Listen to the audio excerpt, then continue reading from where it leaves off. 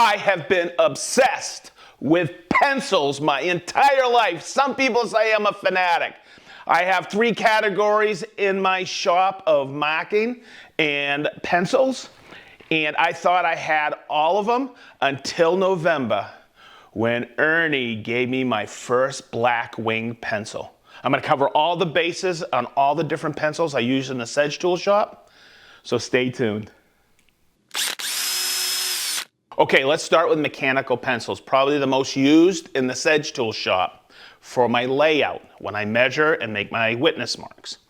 Now, I have been using, when I was younger, a 0.5. But what's the problem with 0.5? Someone like me, I put too much pressure on it. I still use them, and you'll see later on the video where I use a 0.5. The 0.7 I went to for a long time, and now I'm in 0.9. When you look at the 0.9 or 0.7 or 0.5 and now 0.3, it's the diameter of the lead. So I've been using these big velocities. All right, let's get a shot in there, Chris. And the reason I like them, you see how nothing's extended, so when I put it in my pouch, it's fine. But when I bring it out, see that extension there, and then I click it again and I can bring out the lead. Okay, and then at the end of the day, I go like this and it retracts. I wanted to shoot this video and experiment with different mechanical pencils because I've been rock solid on these. But I came across on Amazon these packages. Look at this one. 72 mechanical pencils, right? 9mm. Look at this. Okay. Oh my God, it's an incredible deal. And you can get that whole shebang for 25 bucks. So I was searching Amazon, I saw this set, and it comes with all these extra leads. It comes with some colors, but they have 2 of the pencils, or 3 of them I should say, are the 2.0. So we'll look at that really quick. And now I can put colors in there, and you have these mini sharpeners to put a point on. And boy, is that a solid 2.0 lead. So I'll be experimenting with these later on. So there was one more set as I was searching Amazon, and I said, I gotta try this. It had a good price tag on it. It was $45. But I've been looking at this. My buddy Jason has these in his shop, and here is why I was intrigued. We have a 0.9, which I'll be using, okay, and they're color coded. 0.7, 0.5, and this is the one I wanted to check out. You have the extra leads here, extra erases. But this one, see how it came out like that tip? It came out like, just like those original Bics I showed you earlier. Okay, and see that tip comes out on these pen tails, and there's a nice knurling on there. To bring that tip back in, I hit the holder here, and it goes back in. So this is really nice. That way there you'll save lead. So let's look with this set and a few other pieces I have in here to see the diameter of the leads. Okay, so let's look at the mark that these make and see how thin they are. So let's come in here, Chris. I'm going to take the 0.3. Now the nice thing about that extension tip there is it supports the lead. But let's see, look how thin that is. And I know exactly where I'm going to use that, okay? And now here's the 5, okay? Here is the 7, and here's what I've been using recently is the 9. Okay, so let's start talking about where and why in a wood shop you choose to use a mechanical pencil. One of the things I've always done, and I have a tough time with 0.5mm, pencils because of my heavy hand. I break the lead. So, and that's why I chose those Bics early on, and you'll see they're in my pouch here, is because of the retractable tip. Okay, it supports the lead. Now, I was really intrigued with this, the 0.3 on this pen tail, and it just feels good in your hand. And once again, to retract the whole thing, you just take it like that and it goes up and it's supported. So I'm gonna bring it back out. Now, I scribed, and I just used my marking knife, okay? And I sometimes can't see when I mark light woods, but I have a scribe line in here. But what I like to do, say I'm laying out dovetails, I'm going to tell you something. This 0.3 falls right into those scribed marks, which I really like. Instead of trying to do it like that, and I can come back and get it. It helps my eye, or guides my eye a little.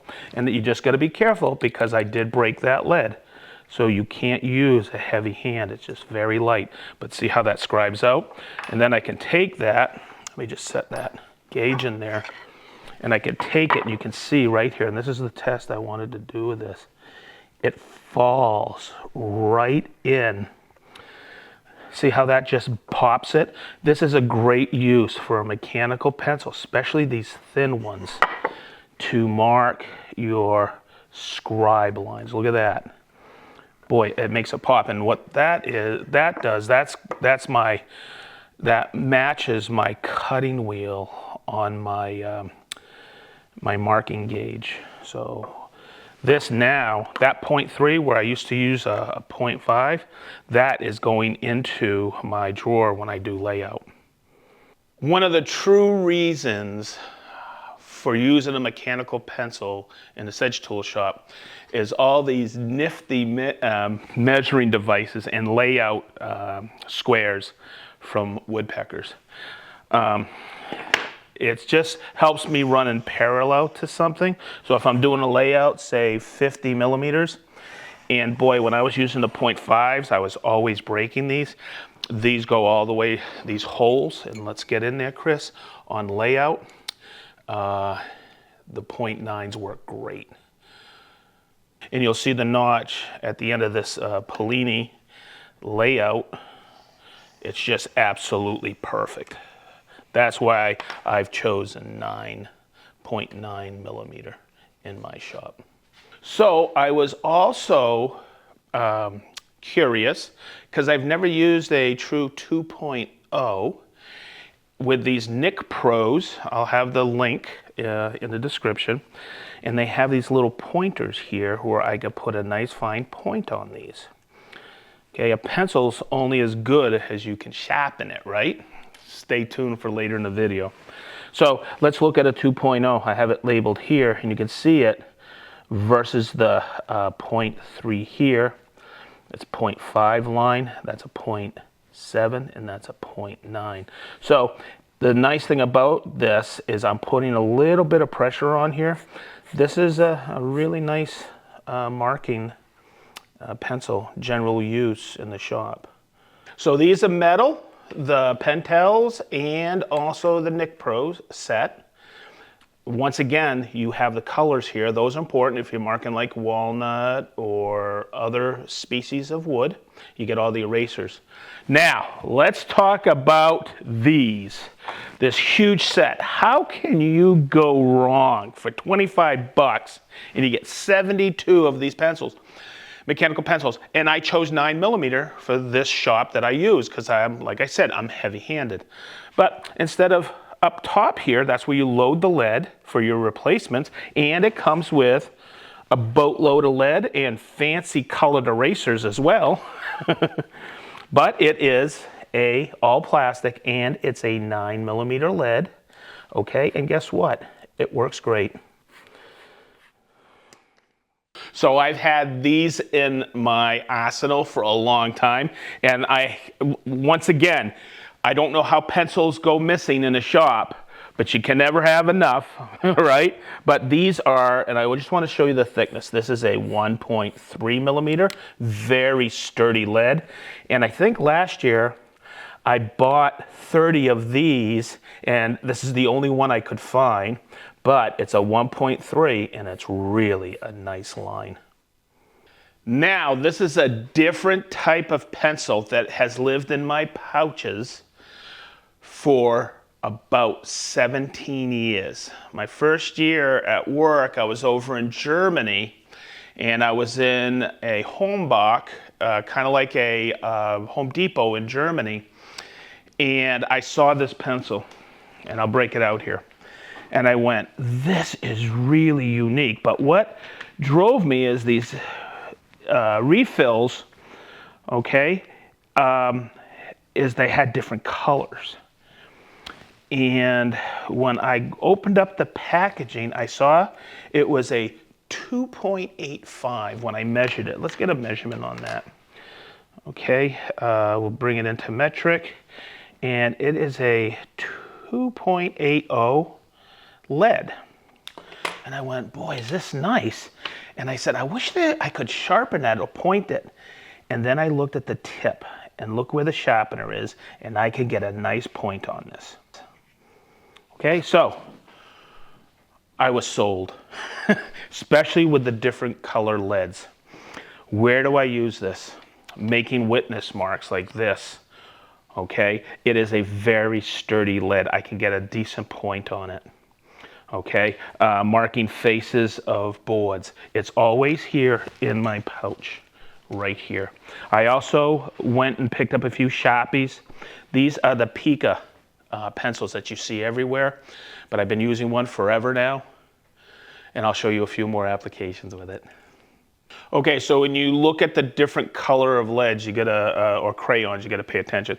This is the yellow, see? And when I'm marking walnut, yeah, it's okay, but when I want it to pop, I just remove the lead. You index from here. Let's see if I can get this on camera today. I'll put it in here. And when I'm marking witness marks, look how nice that is. For me, this is much nicer to mark a dark species of wood. And it comes right off when you sand. So when you're selecting your leads, your graphite, you can get different hardnesses. I wanted to point that out. So I just used this on walnut. This is water soluble. I was using this when I was cutting tile a few years back. And then I went on the Pika website and I went, oh boy, and I picked this up. This is water jet resistant. So when I'm marking tiles, the water doesn't, you can see your cut line to the end, and you'll see it also marks wood really nice. But they call it, you'll see right here, water jet resistant for cutting tiles. So the water doesn't wash it away as you're cutting. A company Pica marker has thought of everything, including, if you remember earlier in the video, what's my favorite lead? It's right here, and they make now a 9mm lead. And it's really a great system. So that is the other one that lives in my pouch. Just recently, Pika came out with this. It is a Pika marker dry, but they have this. This is a carbide tip for marking metal. So that carbide tip, if you're a metal worker, this Pika is for you, but I also use it where I'll put my mark on here, so I know that's mine, and I can mark everything with this. And that is not coming off. Okay, so the one pencil that I don't use much of are your traditional carpentry pencils. They're good for scribing sometimes, but I just don't have a need for them. And everybody puts their advertising on them and hands them to you at trade shows. But I got this Pika because I use this for rough carpentry, or if I'm marking rough lumber. It has a really, it's a flat pencil, and it has a really sturdy lead or graphite in there. So I have this, but it doesn't sit in my pouch. I just take it out when I'm doing rough carpentry. Okay, so here's what you've been waiting for. My buddy Ernie gave me one of these, as I said at the beginning of the video, and I said, okay, another pencil. But I was awed at the flat eraser, and it comes out like this. This is your ferrule, okay, and you can move it out and engage it again. So I said, okay, what's the big deal about Blackwing? And I started using it, and I've always had pencils. I buy pencils wherever I travel. I even got them at the Porsche Museum. I think this is the most expensive pencil you could ever buy. I got it at the, like I said, at the Porsche Museum in Germany. That's all I could afford at that museum. Hey, Mo! Okay. I always have pencils on my desk here, at home, at the shop, at work, because I'm a doodler. and a sketcher. And when I started using this pencil, and this is the 602, you can see I've used quite a bit of this. I said, what is so special about this pencil? And then I realized it doesn't roll off the desk. So I went and I watched a video. I'll try to put it in the description. It's a Wall Street Journal. It's the history of Blackwing. And why would anybody pay $2.75 a pencil? I bought each 2 of these boxes. I got 12 of each. And I watched the video. John Steinbeck, Leonard Bernstein, a guy named Quincy Jones, all used Blackwing in the 40s, 50s, and 60s. You'll see the history if you watch that video. And a guy named Chuck Jones, so I looked him up. He was the guy who was the cartoonist for Bugs Bunny, and I said, no wonder Bugs Bunny uses Blackwings, okay? He was created. All the Disney animators use Blackwing, and one of their things is, I discovered this on my own, it doesn't roll off the desk or off their cartooning boards or whatever, sketching boards. So I was using this, and I was going, boy, is this smooth. And then you realize, or what happened was, Blackwing discontinued the name in 1998. They just had, for some reason, they didn't want to produce them anymore, the company that was producing them.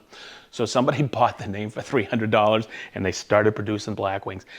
When they were discontinued, they were selling from $40, from my understanding, to up to $200 a pencil. It has such a cult following. So what I wanted to do in this video is tell you I think it's worth it, being a pencil fanatic my whole life. Ernie, you got me on the slippery slope, because I went and got the traditional 602s, okay, and I'll break that out, okay, and then I got the naturals. And I wanted to test which one was best for woodworking. I'll tell you right off the bat, there's 4 different styles or 4 different leads. It's the graphite, the wax, they were the first to put wax in the graphite, and also the clay, which holds it all together. And what I liked about it is I had to test it for myself. I always like a harder lead in the shop.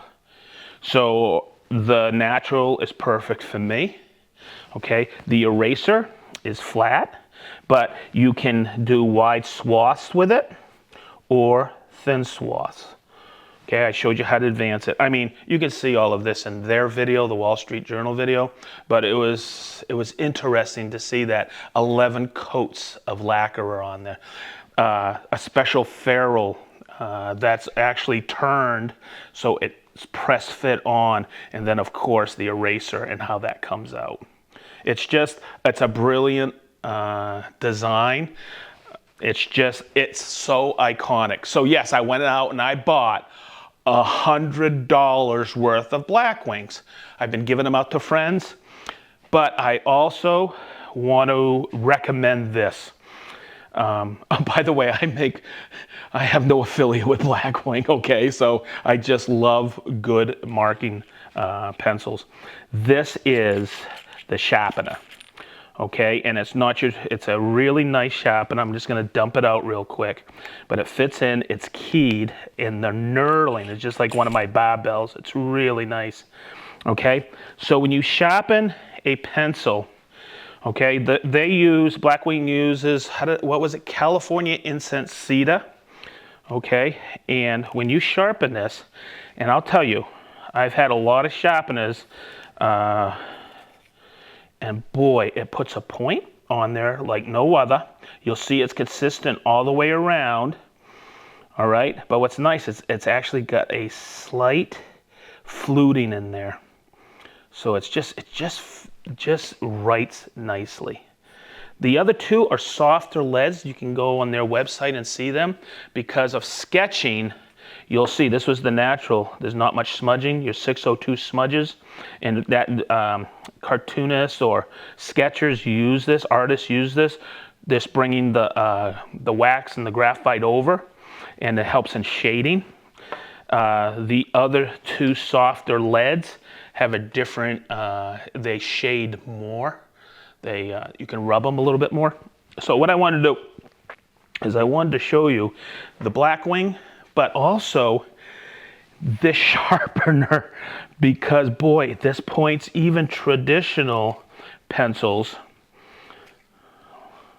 Boy, you could tell this is a Porsche pencil. Look at the design on that, okay? But I mean, all my pencils are a better pencil with this sharpener. All right, so there you go. Okay, so welcome to my obsession of SedgeTool. Now you see I am a fanatic about pencils.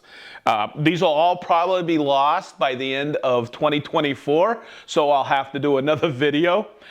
In producing this video, I learned a lot, doing the research on Blackwing, but also finding a 0.3 for myself in the SedgeTool shop, this Pentel for marking. It follows my cut lines perfect. So I hope you enjoyed the video. We'll see you next time. Always remember, be positive, stay sharp, and I mean wicked sharp.